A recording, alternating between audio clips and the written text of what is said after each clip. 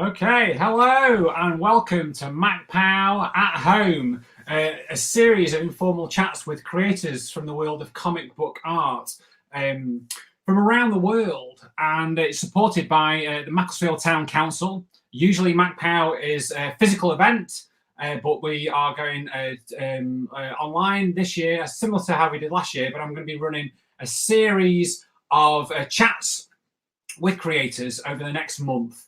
And today I'm going to be talking to Jim Boswell, who's a colorist for 2000 AD, Judge Dredd magazine, ROM, Space Knight. And yeah, we're going to be sort of chewing the fat for the next 45 minutes. Feel free to ask some questions if you're watching. Do not worry, because this video is streaming live, but you can watch it again and again and again. You can share and share. You can do whatever you want with it. And yeah, so let's let Jim in. I have a couple of things lined up. We're going to let him in. And fingers crossed this will go as planned. Here he comes. There he is. He's there. There he is. I saw him. The crowd is going wild. Can you hear me? Hang on a sec. I can hear you. Can you hear me? Can you hear I can hear you fine. It's going swimmingly. Great intro. Nice to see you. How are you doing? Very well, thank you. And you? I'm very well, thank you. Now we have to let's not. In fact, I'm gonna. This is going to be kind of. We're all learning on our feet here, but I've got this fantastic new way of hosting this show. So this is streaming onto my Mark Makes Comics YouTube channel, which will give us a great opportunity to then be able to share the link on our various platforms, and I can show it to the Macc-Pow page, the town council. Jim can send it to his mother. All kinds of things that are going on, but I can do fancy things like this. Check this out. Wow. Jim Boswell, colorist, 2000 AD, and ROM. Well, I haven't put Space Knight, but for those in the know, ROM is a Space Knight. And I can also do this. This is something new. In fact, how am I going to do it? Let me do it this way. This is quite exciting. I can do this, and it goes like this. Look at that. Look at that. That is your website. We can do the plugs at the end as well. But really yeah, good. The website is there, so I think we'll hide that now. That's enough promotion for you. Never enough. Yeah. So Jim, I know you. We are all friends, but I'm still going to be highly professional throughout this interview. Really? Yeah, I'm going to try. You call yourself Jim. I know you as James. I don't think I've ever called you Jim in my entire life. You can call me James if you want. I'm going to call you James. But yes, you are. As long as I've known you, you have been a comics fan. But tell me how now you've turned from a comics fan into an actual comics professional. I don't think we've got long enough for me to tell you that story. Long story. But it started with being into comics as a kid, and especially 2000 AD. I think I had Look-In. Do you remember that? Yeah. Yeah, I used to get that every week, and my sister got Whizzer and Chips, and we used to read each other's. And then somebody brought up 2000 AD to school, primary school, and that just blew me away. So I changed to 2000 AD and pretty much had that ever since, apart from when I went off trying to be a rock star. But now I'm back. And so I started in the early 90s trying to be an artist, because I either wanted to be a rock star or a 2000 AD artist, especially drawing Judge Dredd. Right, okay. Standard. And just explain what to those who don't know. I think it's important also, because Macc-Pow is not only something, an event that is aimed at people who know comics, it's also an event aimed at people who don't know comics to discover them. So explain what 2000 AD is. Good point. I'll show you. Hang on. So 2000 AD, the Galaxy's greatest comic, has been going for 45 years, 44 years, something like that. I think it was 77 when it first started. I think it might be Britain's longest running ever comic, other than the Beano, or the Beano stopped for a while and came back. But it's been around a long time, and the main character is Judge Dredd. He's like a future lawman, and he has the power to. He's basically judge, jury, and executioner in one. They haven't got time for courts or any of that in the future. So he's the cop, he's the judge, he's everything. And he's been the central character since issue 2, or Prog 2, as we like to call it. And so this is just a random one I just picked up. There he is on the cover. So he was in it from the second issue. Yeah, the second issue. Right. So I was going to ask that, but I didn't realise that. So that's right. He wasn't actually in Prog 1. He started in number 2 and then immediately became everyone's favourite character, and it just took off from there. And he's been in it ever since. And he's been drawn by some incredible artists over the years. Oh yeah, invented by John Wagner, who I had the pleasure of working with on Rock the God, and drawn by so many good artists all over the years. Designed by the late great Carlos Esquerra, and drawn by geniuses like Brian Bolland and Mick McMahon and all the rest of them. And it was around the early 90s when comics, 2000 AD, started to become fully painted, because they were mostly black and white up till then. But then the printing process and everything changed, and then people like Simon Bisley started doing this incredible fully painted artwork, and that's what really got me interested. And Glenn Fabry was my favourite, absolutely amazing artist, and Kev Walker and so many others. So I started putting together a portfolio and going to these comic conventions in London and Glasgow, standing in line to meet these editors for them to tell me my work was rubbish, of course, and then hopefully give me some pointers on what I can do to improve it. But I was spending a lot of time with actual acrylic paints and an airbrush and everything, and that was what I wanted to do. And I would show my portfolio to other artists and say, professionals, and say, what can I do to improve? And a lot of them kind of said that my colours, my painting was great. It was the drawings underneath that needed the work. Right, okay. So I should have listened to them back then, because now I colour in for a living.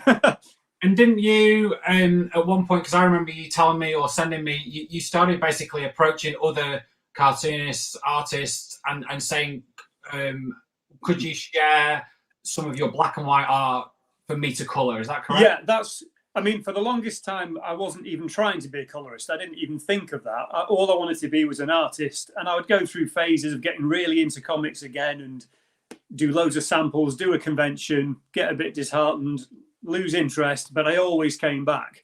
And then, when I was looking at 2000 AD, and I kind of thought, I was looking at the cut, because nowadays everything's so much more digital. So you do often have, for people who don't know, one person will write the story, the script writer, then the next person will draw it, usually in black and white, and then the third person, me, would come along and digitally colour it. Then a fourth person, the letterer, would add all the little speech balloons and sound effects. So in order for me to show that I could maybe colour other people's art, I needed some art to colour. So my first move was to contact 2000 AD and say, I'd like to try out as a colorist. Could you give me something to color as a sample? And it's quite a good story, actually, because through many years, from I think maybe from around 2005, the 2000 AD artist PJ Holden really helped me out. Fantastic artist and very helpful, nice fella. And he's been working for 2000 AD for a very long time. And I would send him my artwork, and very kindly he would send it back covered in scribbles in email, saying, change this, do that, make him smaller, make this face better, all that kind of stuff. And so I first contacted 2000 AD and asked if I could have some sample pages to colour. And of course, they're very busy. I didn't hear back immediately. So I thought, in the meantime, I'll contact PJ and say, could you maybe send me some of your pages? So being the fine gent he is, he sent me some absolutely brilliant pages, I think 5 or so, high resolution, black and white. And I started colouring them. And at the same time, 2000 AD then did respond. And they, by pure coincidence, sent me 2 pages from the very same PJ Holden Dread and said, here's these, good luck, colour these up and we'll have a look, kind of thing. So it was kind of meant to be.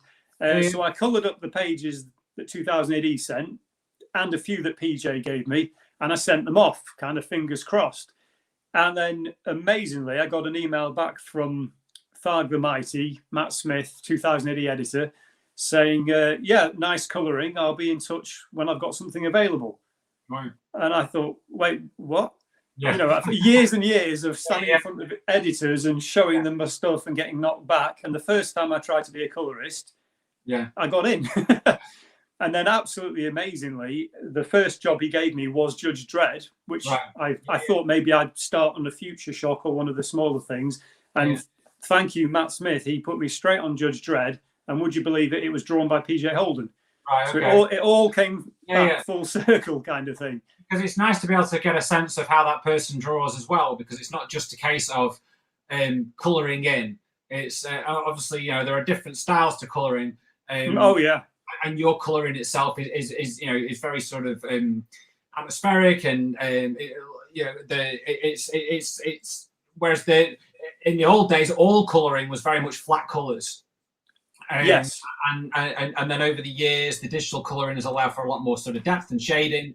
You can still have comics that are coloured in very sort of the simple flat colour styles, which now help them to stand out as well, because the digital colouring has almost become the norm. And so anybody who then does a flat colour kind of comic, suddenly it's like, wow, this is very graphic and this is an amazing new style. But I think, it's not just a case of you filling in spaces, is it? It's a case of you bringing another thing to the comic. It really is. I'm trying to find some examples to show you that aren't too violent. Just bear with me a moment. Children are at school, but they might, aren't they? Later. They might watch later. Here's an example. So an artist I've worked with a lot recently is Jake Lynch, fantastic artist. And this is a crazy series we did for 2000 AD called Proteus Vex, written by Michael Carroll.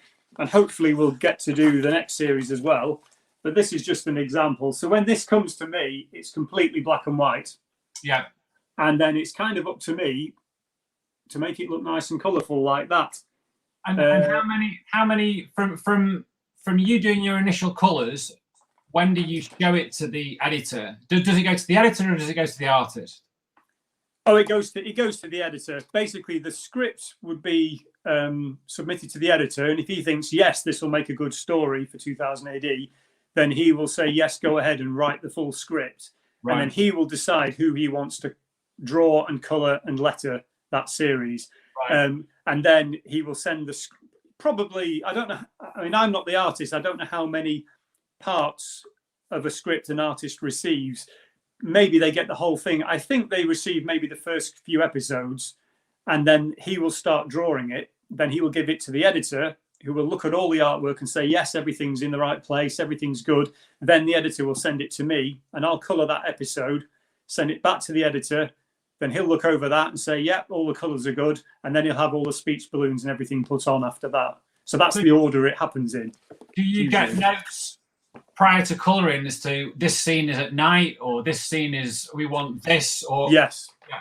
Well, that's the good thing. Yes. When I think I remember listening to a podcast with another colourist, and he said in the old days, he wouldn't even receive the script, just pages, and he would just have to go for it. Nowadays, we always get the scripts as well. So it will say things like, here's a good example.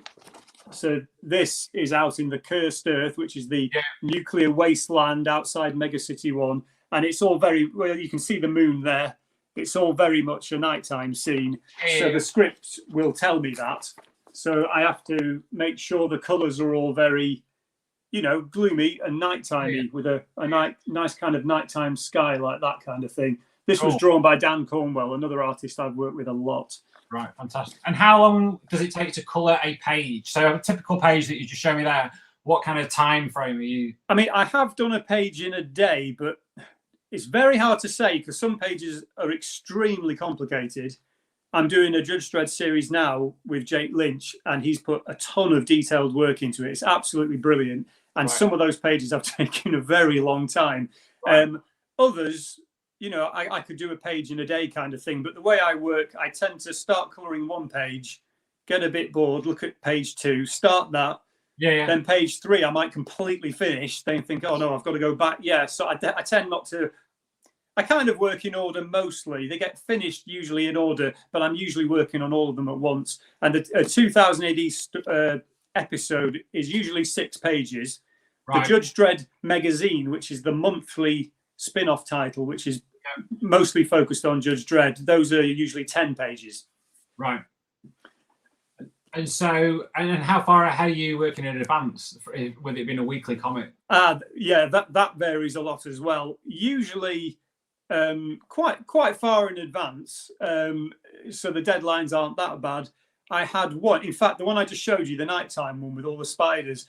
That was a horrible deadline because it was a 2-part one, and then I think we were waiting for the artwork from Dan, and it turned up the first one. I did that, and then it got published that week or the next week, and right, then okay. or I knew it was coming out, and then the editor sent me the second part and said, "I'm sorry, I'm going to need it in a week." Right. So that was a major heart-stopping moment. The first time I had that was the first big series I did was Max Normal, who's like an informant character for Judge Dredd, and I remember I was still colouring episode 7, and then episode 1 was published. So it was being published, and those weeks go by quickly, and it starts catching you up. And I was thinking, oh God, am I going to be able to get this done by episode 12?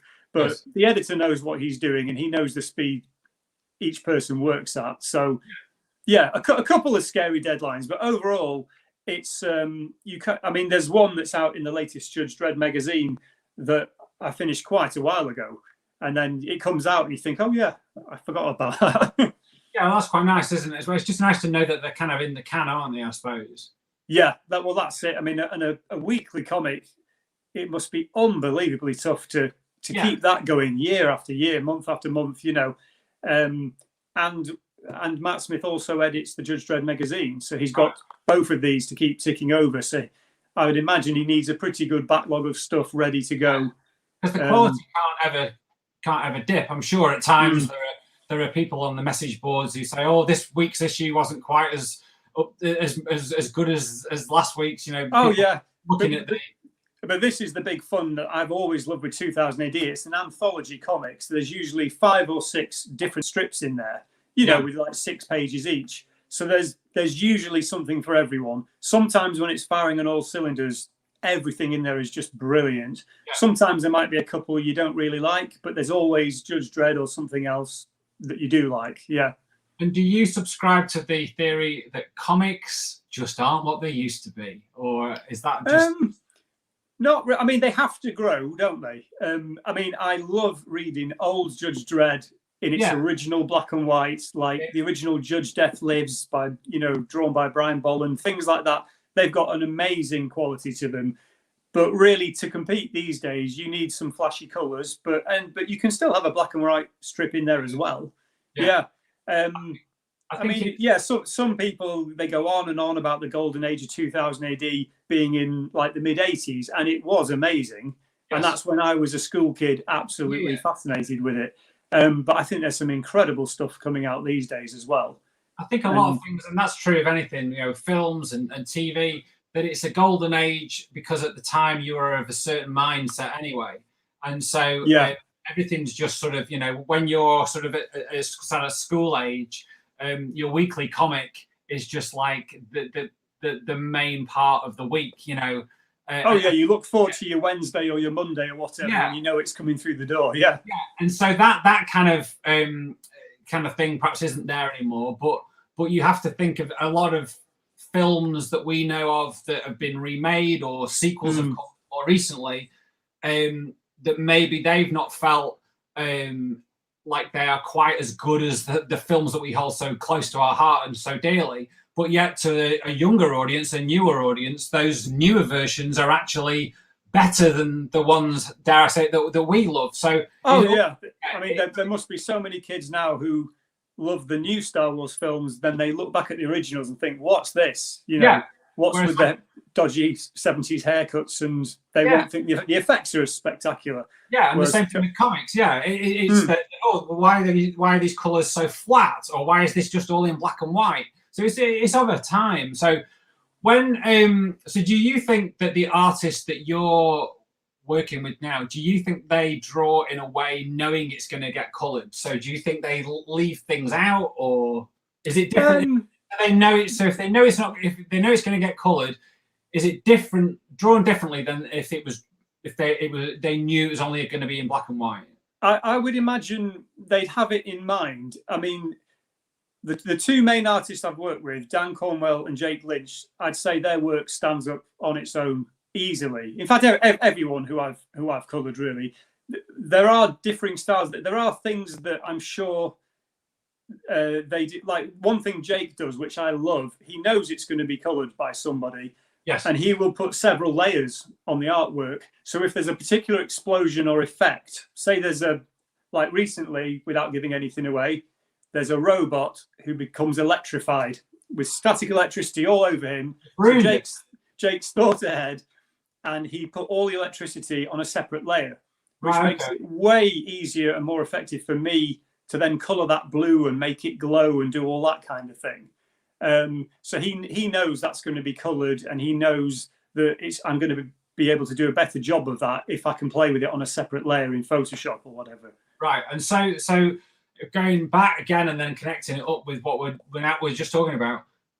So back when 2000 AD and comics in general are sort of like, you know, the seventh, well, right back to from the start of comics up until sort of like the digital sort of age, they were coloured in such a different way that the colorist wasn't actually putting colour onto something, were they?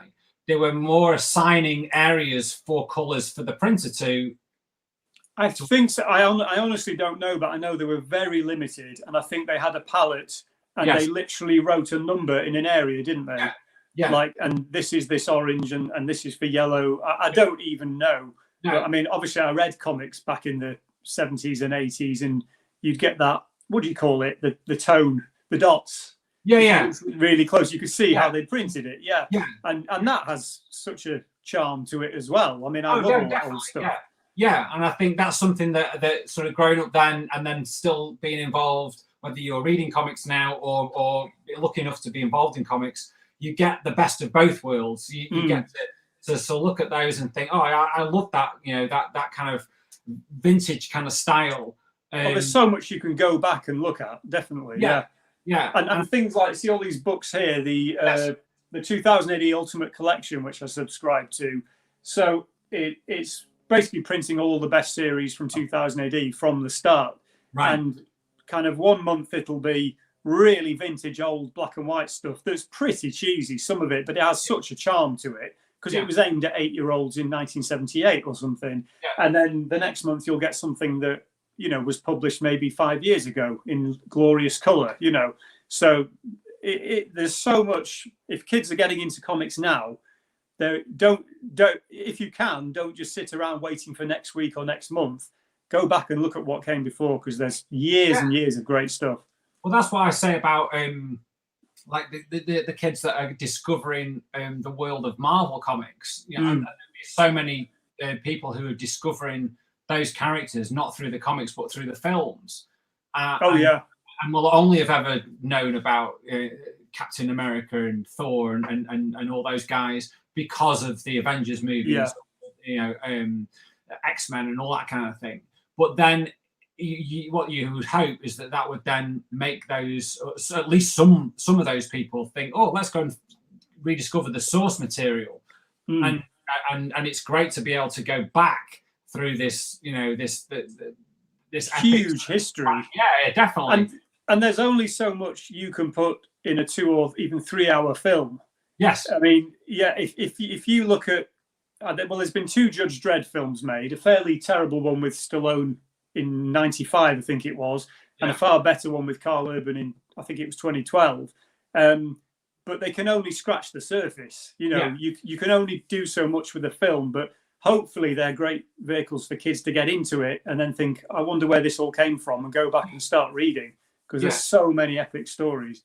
Yeah, and then what you would hope is that they would inspire somebody who maybe was artistic to then suddenly go, oh, actually, so they've come at it from the film side, but then the comics kind of grab them, and then next thing you know, maybe they are an aspiring artist or that's it. It works.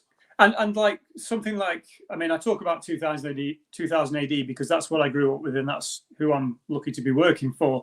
But they publish, you know, they still publish the comic every week. You can go into WH Smith's in most places and grab it. But they also publish it digitally. So if that's how you like to read comics, you can get it that way as well, as with most comics now. Yeah, if not all, actually. Yeah, because comics are they're not a cheap hobby these days. no, Maybe they weren't then either, because obviously the price of a comic. So what I think, how much was 2000 AD when it first came out? It was something like 7p or something. I think like it was that. more like 3p or 5p in 1977. Yeah, something like that. I have American comics in my collection that were like 50p. Whereas now, your average kind of comic's going to set you back sort of like maybe £3 or something like that. So at least, it's not a cheap hobby to have, and I think, and obviously these days, whereas when we grew up, you could go into any newsagents, any Americans watching the newsstand where I think they would have. We would have like the shop where you could actually go into to buy the comics. And all those comics where you mentioned the Beano and you mentioned Whizzer and Chips and whatever would all be there with 2000 AD and some of the other titles, Legal and stuff like that. And I think, so that was an exciting time. And I think maybe we needed that time to inspire the likes of me and you to want to do this. The comic scene, especially the UK comic scene, is thriving. And I think anybody who says that it isn't just isn't paying enough attention, which is a shame. There's all too many people just want to just have a bit of a moan about stuff like that, as opposed to actually see if they're right. And if they actually spent the time and did a bit of investigating, they'd realise that they weren't right. They'd realise that there's all these amazing things out there. You've just got to kind of look for it in different places, and I think that's the biggest thing. So we'll talk about some of your other work in a minute, but I just want to quickly. So we talked about how the process of colouring back in the old days, the good old days, was more about assigning colours to spaces. Yeah. How do you colour comics? How does one colour a comic in the year 2021? Well, I started. In fact, I'll let you know about this. This is how the colouring thing really started. I got very tired of spending months preparing a portfolio to show to an editor or two who will literally look at it for 3 to 5 minutes and give you a bit of advice, which is very valuable, but you'll walk away with no work, And the main thing that annoyed me was nobody was getting to see what I was doing. So I wanted to be published. I ended up speaking to Harry Marcos from Marcosia, who I know you've worked with as well. Yeah. And I was pitching a story written by the writer Martin Hayes. Yes. And he had this crazy 1940s sci-fi thing, Project Luna 1947. Beautiful. And he had written this whole thing, and basically Marcosia said, yes, we'll publish it. And I'd had a bit of a bad experience with somebody else colouring my artwork before this, only in a brief story, but I thought I could do it better myself, because I'm great. And then I stupidly decided that I would draw, colour and letter this 88-page book. And if you're ever thinking of doing that, don't, because it took me 4 years in my spare time to do this. But it was my first experience of... obviously I'd drawn it all as well, but it was my first experience of colouring digitally. Right. So I had a very old version of Photoshop, and I fired that up. And I think, like yourself, I started colouring with a mouse, which is insane. And I did half this book colouring with a mouse, which is absolutely crazy. And then I think Sharon, my wife, at one point said, I really think you should be using one of those digital tablets, because I don't think this is how this is meant to be done. And she was absolutely right. So eventually I got one. So I'm trying to give you some visual. And then I realized, this is how they do it, So you do have a bit of a weird disconnect, because your tablet is down here on the table and you're looking at your computer monitor. So you're looking that way and colouring down here. Yeah. So I knew then that the next step up would be to be colouring actually on the screen that I'm looking at. Yeah. And I knew a lot of people, I think like yourself, have a Cintiq, which is a great big, it's basically a drawing board that's a screen, and you can draw and colour directly onto it, if people don't know. And they're very expensive. And then I read an article that said, well, why not do your work on an iPad Pro? Because it's also a computer all in itself, Yes. and it's very portable. You can go and work anywhere with one of these. And if you get a decent sized one that's, you know, like the one I'm looking at you on now, Yes. Then it's perfect for comics, because Yes. it's I wouldn't say it's A4 size, but it's very close. Yeah. And then I got the Apple Pencil. Yes. And so now in 2021, when I receive a black and white page, say, sometimes I tidy it up a bit in Photoshop and maybe add a layer here or there, and then I upload it to Dropbox and download it onto my iPad, and I literally sit in front of the TV or wherever I might be, and I start colouring. And then when it's all finished, I upload it back to Dropbox onto my PC, do a few more tweaks and tricks with Photoshop, and then when that episode is finished, it goes off to the editor. Yeah. So I suppose I should tell you about the process of the actual colouring. Yeah.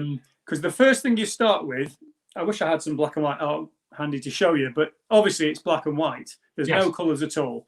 No. Now, if you're dealing with, say, Judge Dredd, then you have to know what colours he should be. Yes. So obviously this is red and this is almost black, and you know, all the rest of it. So they have to be correct. Are they specific? A specific split that they actually give you? Is there a Judge? No, not at all. I mean, Judge Dredd's such a specific, established character that when, you know, I was given it, I knew exactly what to do. They don't tell you they're not as picky as it's this specific red, for example. It's nothing like that. You're just kind of left, you know, they trust you to get it right, basically. And one of the big things of being a colorist is you have to remember, you kind of choose your colors for the character, but they change drastically depending what environment they're in. If it's at night, you have to kind of blue things up a bit and dim them down and make it dark and moody. If an explosion's going off over here, there's going to be a lot of yellow glow, so the whole character is going to be more orangey yellow, that kind of thing. So there's more to think about than you would think. And the way I start it, and everyone else does, is you start with what they call the flats. So it's literally flat colours. It's the boring bit. It's when you carefully go around each selection, say Judge Dredd's face, and you go around his chin, and you make a selection, and then you fill it with the pink of his skin, that kind of thing. And you have to do that for everything. So I tend to have 1 or 2 layers for the background, and then another layer or 2 for the characters who are stood in front. And there might be another layer. Sometimes the layers become a whole tower of layers, depending how complicated the page is. Right. And this is where some colorists use a flatter, a person who they hire to do the boring, tedious flatting for them. Yes. And I'd never done that, mainly because you have to pay them. But when I did this, Rock the God. Oh, it's opened on my favourite page. There you go. Spectacular alien action, written by John Wagner, the creator of Judge Dredd, and drawn by Dan Cornwell. Cool. Lovely letters by Jim Campbell. There you go. You can see it. Yeah, look at that. That's fantastic. It's some great stuff. And now Abby Bulmer was the colorist on this book for the first 2 chapters, but then she was unable to finish the book. So they needed someone else, luckily me, to come in and do, I think I did 6 more chapters, something like that. And she very kindly said, would I like to use the flatter she'd been working with? And at the time I had 2000 AD work and ROM Space Night for IDW and this. So I was already, I didn't want to say no to anything, but I was already panicking about deadlines. So I said, okay, I'd love to use your flatter. So for that, nearly every page I did in there, I paid somebody else to do all. And what they do is a flatter. Their job is to do all the selections around every little bit, and they just fill it with a random colour. Yeah. So when I receive that, it looks quite weird because it's been coloured in flats, but all the colours are wrong. Right. But they've already saved me an enormous amount of time. Yeah. And then I have to just go in and select each colour and change it to what I want it to be. Right. The thing is, I'm a picky snob and I like to flat it myself because I have my way of doing it. So I much prefer to do it myself, and 99% of the time I do.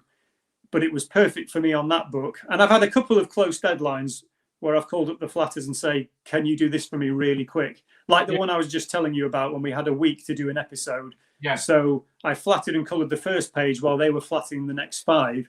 They did a lovely quick job, sent it to me, and I got it all done just. Yeah, it's all part of the process, and I don't think people realise, and I think that's why I wanted to, you know, the whole series of these interviews I wanted a nice mixture of different people, and you know, getting it a little bit interested in the whole process of comics, not just the people who are drawing and creating characters, but also the people who are just as important, if not at times even more important than. I'd say the colorist is the most important person. I was going to say that myself. I suppose somebody would say the printer is the most important, but actually, yes. Well, only if they're getting printed, though. You know, the digital. You know, because if you think about this time last year, we might have just been coming out of it, but at one point, even Marvel and DC stopped actually publishing comics last year because of everything that was going on. Which and I know. We'll just briefly touch on this because this is why we are doing these things at home. Obviously, if there hadn't been this pesky pandemic going on, we'd have been doing this in a park or something like that, or something like that, sat next to each other, or maybe not even at all, which would be. So there are good things that have come out of this. We're getting a chance to. Get a chance to talk to people and record these interviews that can then be shared and watched by people who wouldn't be able to come and sit and watch us talk at an event, at Macc-Pow in the physical version, as do many other comic events. You have talks with creators and people can sit in the audience and watch those. But a lot of the time, those aren't actually filmed in the greatest way. They're kind of filmed from an audience member's point of view. And then stuck on YouTube, yeah. And so in a way, we're getting a chance to sort of have these nice little conversations. So, we've got to think something good has maybe come out of this this craziness. But the year before everything went a bit wrong, 2019. In fact, I think we're probably getting very close to it being 2 years ago when this happened. You went to an event that I was at as well called Comics Salopia in Shrewsbury in the UK. And tell me, Jim, what happened there that again changed things for you? Well, I've been working for 2000 AD for about 2 years, and while 2000 AD is always would be my first choice to work for, I grew up with the comic. I absolutely love it. I love the characters, but I also wanted to work for an American publisher. Maybe even as big as Marvel or DC or Dark Horse or IDW. And obviously there are others. But then I moved down to Crewe, where I live now, well, near to Crewe. And they just happened to be in Shrewsbury or Shrewsbury. I think it's Shrewsbury, isn't it? Shrewsbury. Correct pronunciation. We'll ask Charlie Adlard. I think it's Shrewsbury. Right. And I saw that there was going to be this comics convention, and that Chris Ryle was going to be there, who was president at the time of IDW. And I thought, great opportunity. Maybe I can go down there and wow him with my colouring and maybe get some work. So I got my little mini iPad. I put a load of pages on from my website, which you can see below. Yeah, look at that. There was like just seamless. Seamless. Well done. Thank you. And yeah, I managed to get a portfolio review with him, and he loved what I did, which was fantastic. And he said, "Oh, I'm sure we can do something." So I thought, great. Then the very next day, would you believe, he emailed me from his train back down to London to fly back to the US. And he said he was doing a 3-issue ROM Space Knight series, because I'd mentioned that the first American comic I ever got my hands on was ROM Space Knight. Oh, right, okay, right. I've never been that into superheroes, but I was very into Sergeant Rock, Conan the Barbarian, and ROM Space Knight. And and so he said, would I like to colour it? And I said, wow, yeah, I'd absolutely love to colour it. And this ties in with what you were just saying, because the first 2 issues were published, and then the third one, COVID hit, and it was delayed massively. I think over 9 months. Right, like you say, they kind of shut down, or at least they started publishing a lot less because of the pandemic. which was a real shame. And we had an artist change for issue 3. Ron Joseph drew issue 3 and did a fantastic job. But eventually it came out, and then I was so impressed very shortly after this came out, which is the graphic novel. And I have one of these for you if we ever meet again in person. And so here you can see some of the stuff. Lots of aliens and spacemen on the moon. Cool. So that's some of Ron's work there with my colours. And there's Ron himself. Beautiful. Let's try not to give away too many spoilers. He's a very distinct look. Ron was originally, he was a Marvel character, wasn't it? Yes, Marvel Comics. And there's Luca Bizzarri, the other artist who did the first 2 episodes. Right. So it's all really good stuff, but it's very nice to receive in the post your copies of an actual graphic novel that you've coloured. I didn't colour the spectacular cover, I have to admit. I was just going to say that. Did you colour it? Not Isn't the cover good? Yeah, I didn't do that. Right. And I wonder why that was. Why did that just... Well, each issue actually had a backup story, which drawn by other artists and a different colorist. Right. Okay. But I mean, it often happens. I'm trying to find an example here with 2008. Here's an example. Here's a crazy Judge Dredd story that recently was in 2000 AD. It's got some nudity in, but everything is covered up. Because it was a very bizarre story. Yes, that's the one you let me see. And here's the cover, drawn by Dan Cornwell, who I coloured the interior, but he coloured that himself. Fantastic cover that Dan did there. And sometimes we'll be working on the interior story. In fact, the very latest Judge Dredd magazine that's out now, which I don't have a copy of yet, who drew it? Somebody else drew and coloured the cover, basically, whereas we did all the interior stuff. I think it's to do with deadlines. They can be doing that while we're doing this. So you do often get a different artist doing the cover. Okay, cool. Now what I'm going to do is I said we've got like a comments section, but I don't know whether I actually see the comments that are coming, if there are any comments. So what I'm just going to do, I'm going to look on. Wait, you mean there's people watching this? Well, possibly. I don't know. This is going to. I don't know. This is going to literally. There's one person watching currently, but there'll be millions of people who are going to watch it later. I need to turn it down. Of course. Literally, I was going to send us around the bend, and I don't think we've got watchers, but we've got no comments, which is fine. But I just wanted to check, just in case anybody had asked a question, because I don't know whether if the person who is watching does want to post a comment, don't be shy. You can ask Jim anything. More of a test, because this is the first time. This is the first one. First one. We had a little run through yesterday, which we're very glad we did, because it all kind of went wrong. And it would have been sorted it in the end, didn't you? Yeah, it would have been hilarious to have gone wrong on live. But partly did this as well. I didn't want it, even though so far I think this has been quite slick. We've very professional. Yeah, I think so, but also I kind of like the when things go a little bit haywire. It sort of alludes back to the TV that we grew up with, the anarchic. It's live. Yeah, the anarchic TV kind of thing. So at the moment you're working on more 2000 AD. Yes, I'm doing a really good Judge Dredd story at the moment. Which is drawn by Jake Lynch again. I'm so bad with names, aren't I? And written by Rob Williams and Arthur Wyatt. There you go. Right, yeah, there you go. And it's really good. So I can't wait for that to come out. And 2000 AD, another thing they like to do, which I'm just going to try and find you an example.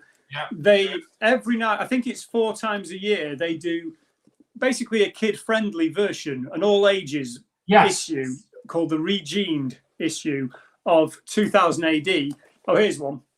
And intended for all ages because, it's action stuff. There's violence and explosions and crazy monsters and things happening. So for the younger kids, they do bring out one of these. And there is a new one out. What day is this? Wednesday. Today. The new one is out. I don't have a copy myself yet. But Jake and myself and Liam Johnston, I think it is, wrote this Cadet Dredd story. So it's about young Judge Dredd, and it's Right. really, really good. It's a great little story, great artwork and everything. So that is on sale today. So Right. if there's anyone who watches this and you want to get your kids into 2000 AD, that's the perfect way to do it if they are younger. So this is one previously that I coloured for. So this is Finder and Keeper, these characters are called, which is a couple of kids who usually get involved with zombies and ghosts. And as you can see, nice ghostly guy there. Am I right in thinking that was written by John Reppion? Yes, that's right. Yeah. In Leo and John, was it? Yeah, Leo, yeah. So for those tell you. Oh no, yeah, this particular one was John. Yes, right. With art by David Tinto, who's a spectacular artist, as you can see. Beautiful. Lots of nice ghostly goings on and stuff, and great for all ages. So so the latest one of this is out today, and I colour the Judge Dredd, Cadet Dredd in there. And here's sorry, go on. No, go on. I was going to say it's interesting because they're now doing a version that's aimed at basically the age range. Yes, 2000 AD was actually, because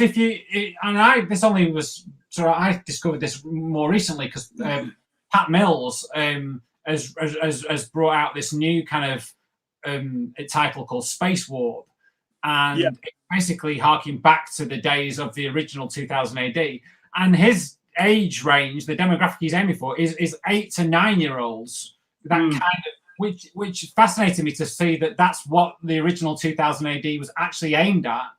Exactly, yeah. And do you think that now that the 2000 AD exists now is aimed at the people who used to buy it? Is it still? Yeah. They famously say that 2000 AD has grown up with its audience.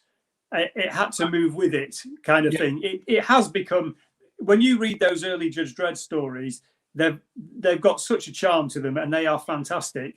But it's definitely more adult oriented, and there's more violence and more grown up themes going on these days than there ever was back then, for sure. A lot more humour, wasn't there? I think in the strips throughout in the original. Yeah, I mean, always very black humour, and there's still a lot of that as well. But you wouldn't maybe want to grab some of these stories and then give them to your 8-year-old. No. Whereas some of these regened ones are absolutely perfect for that. Right. I mean, the other thing they do is, here's a couple of covers that I got to colour. The Core Buster Special. You see, I was prepared. I got stuff here to show the people. Beautifully done. There you go. Lovely art by Neil Googe that I got to colour, which is all good stuff. And other things 2000 AD have done. Do you remember Action? Yes, from indeed. Back in the day. So they did last year. They did the Action Special.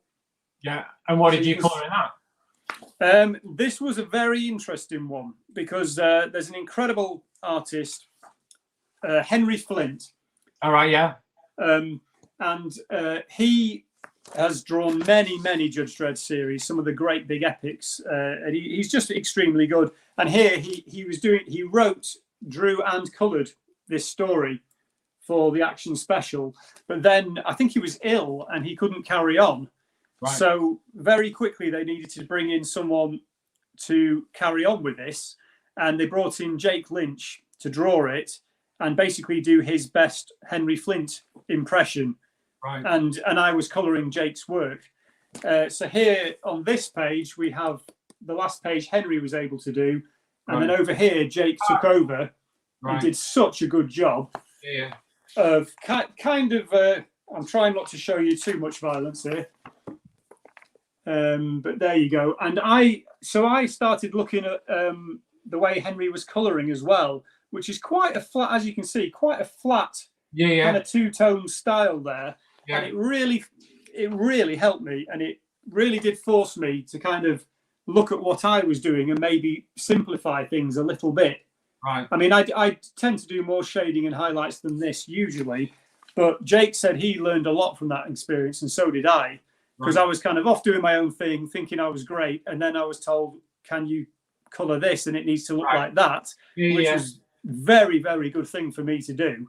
Yeah. So I'm very lucky to have done that. But it's nice to be flexible because you don't know what's going to come along. You don't want to sort of say, well, I can't do that.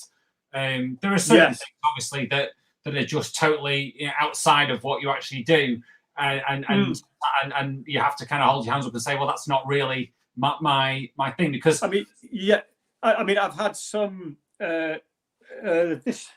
So I mean, I remember when I started on ROM, the original artist Luca, he had quite a scratchy line, almost pencil-like. Because when I'm colouring, I have to zoom right into the detail bits to get them done, and it was a bit of a shock to suddenly be colouring something that wasn't such a precise black line. Yes. And that was his style, and I had to adapt to that. And the first few pages I did struggle, and I thought, I'm not sure if I can do this, but you work at it. And here's another. This is an artist, Valentina Pinti, who quite a sort of not a very solid line. Yes. I mean she is, but it was quite different to the quite heavy colour, the heavy inking that I've seen before. Yes. Everything's backwards, isn't it? We can read it. We can read it the right way though, so don't worry. Oh, good, yeah. So you can kind of see.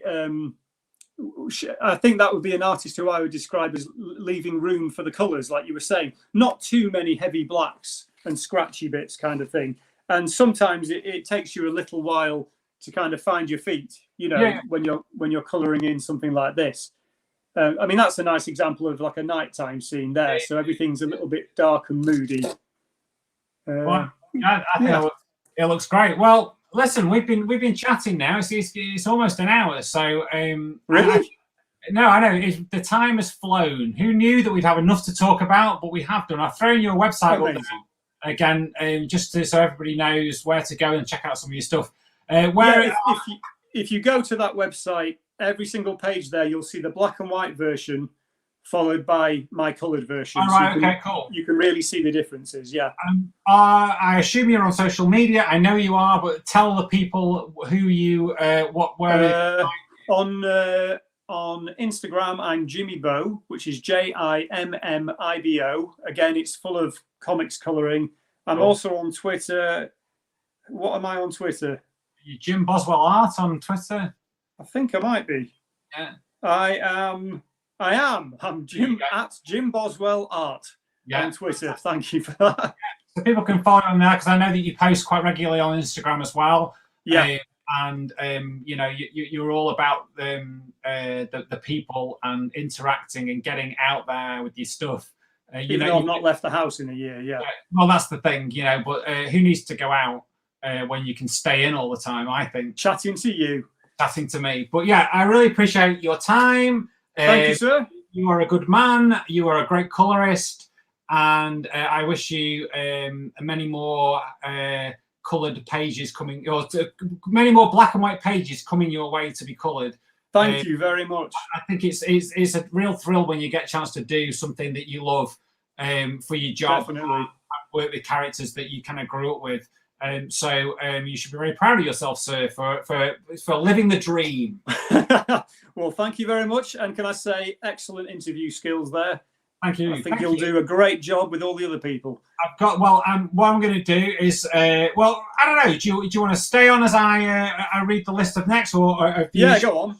So over the next month, I've got a couple of times to be confirmed. I'm going to throw up all the time slots soon. But over the next month, I have the likes of David Leitch coming on, American cartoonist Tom Scholley, Jeannie Espinosa from Spain, the legend that is Lou Stringer, Lucy Sullivan, a lady called Jana Marishma. Now, this is what's slightly different. She is a children's comics agent, so she helps people get jobs. Oh, right, yeah. Primarily in although I'm not a big fan of the term, primarily in graphic novels for children. Okay. I think it just sounds so serious. I liked Alan Moore's description. Fat comics. I just preferred that. Yeah. Fat comics. That's all they are. So she's an agent. So I thought that'd be quite interesting to talk to somebody who could sort of advise and people who are sort of aspiring and looking to try and get into comics, and particularly the children's world comics. A cartoonist called Andrea Bell. She's from the US. She's done this great comic. Tor Freeman, who's a British cartoonist. She works for the Phoenix. Tor, I spoke to her last year, and she's been to Macc-Pow in person a couple of times. And then a couple of others I'm not entirely sure just yet when, so I won't say who they are. But then ladies called Jen D. Oliveira and Mika Song, who run this thing called the Sunday Ha Ha, which is a weekly newsletter that comes out. You subscribe to it for free, and basically comics arrive in your mailbox every Sunday in the old school style of the Sunday newspaper. So I'm going to be chatting to them as well. So this is like over the next month. But then next Thursday, 3rd of June at 1:30 p.m, same kind of time, I'll be talking to cartoonist James Kachalka, the legendary American cartoonist, famous for American Elf, and he's worked on SpongeBob and things like that. So that's brilliant. But let's say a big thank you to you, Jim, James, whoever you are, and stay well. And I'm gonna remove you from the thing in 2 seconds. Kick me out. You want to say your final words, and then we can be off. Yeah, thanks a lot for having me. Right, no problem. Take care. Enjoyment from this, and I'll see you soon. And you can share this video on your social media as well, and I'll be doing the same thing. All right? I will do. Thank you very much, sir. Take care. Bye. Bye. Well, thank you very much to Jim Boswell, colorist. There is his website there at the bottom as well, jimboswellcolor.com, so you can check out his stuff. Thank you very much for watching, and yes, stay tuned for next Thursday the 3rd of June at 1:30 p.m. UK time. I'll be talking to James Kachalka live. Okay, thank you very much. See you then. Bye-bye.